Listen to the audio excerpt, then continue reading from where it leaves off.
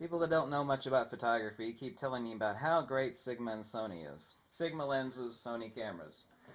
Well, Sony's not a camera company. It's a consumer electronics company. They roll something out about every 9 months. Overheating issues, expensive, compatibility issues. They don't make their own lenses. Sigma, a lot of issues. It's the reason why you can't find old Sigmas for sale on eBay, because they're in the landfill. So everybody keeps telling me the same thing. It's such a pleasure to use a Sony or a Sigma. Such a pleasure. It's pleasing to use Sony and Sigma. And yet at the same time, they also will confess on the photography forums how much of an issue it is to constantly calibrate those lenses, and overheating, and total crashes in the middle of filming a video. So what a pleasure it is to use them. Okay. They also tell me it hits the mark. It's just exactly what they want. It hits the mark, both of these companies. So the things I keep hearing over and over again is that Sony and Sigma hit the mark, and that they're such a pleasure to use.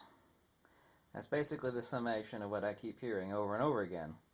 So I'm going to consult, since people keep telling me I'm an Illuminati, I'm going to consult the crystal ball here, and we're going to see what I can actually come up with as far as the truth of these, because these are kind of odd words, you know, slightly strange. Sigma, let's see, I call this scrying, by the way, scrying. So what could we come up with about this? The truth has to be hidden in here, kind of like the Da Vinci Code, right? So Sony and Sigma are a pleasure to use, and they really nail it. They hit the mark when it comes to photographers' needs, really. I hear just the opposite all the time from people that know what they're talking about. So let's see if we could find out the truth here. Okay, nothing's been flipped. There's nothing written on the other side of any of these cards. No, there's not.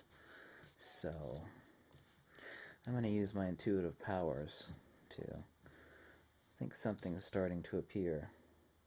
Something is starting to appear.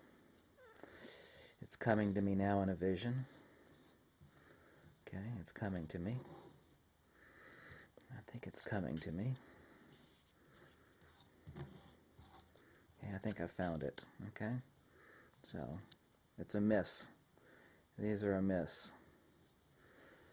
So both companies missed the mark. You scoot that up in view of the camera there. There we go. So they missed the mark. What about the remaining letters? What do we have here? There's got to be something with no leftover letters, right? Let's see what we have here. I see it already. I see it. I see it. Something is coming into focus. I've got it. There we go. There we go. I think I've properly dissected the nature of these two companies by combining their names and rearranging them to tell the truth. Thank you, Crystal Ball. You've been of a big help to me.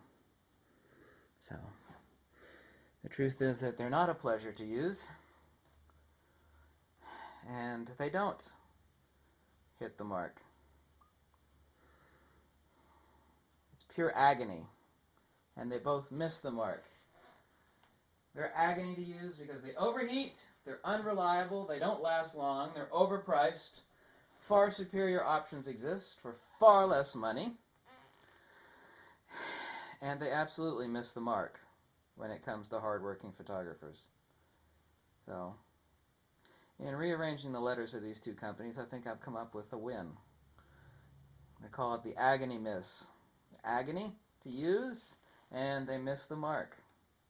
I think it is no sheer coincidence that we can rearrange the letters of these two companies to spell the truth. The truth is always right under your nose, if you only but you have the wisdom to find it. Thank you. Bye.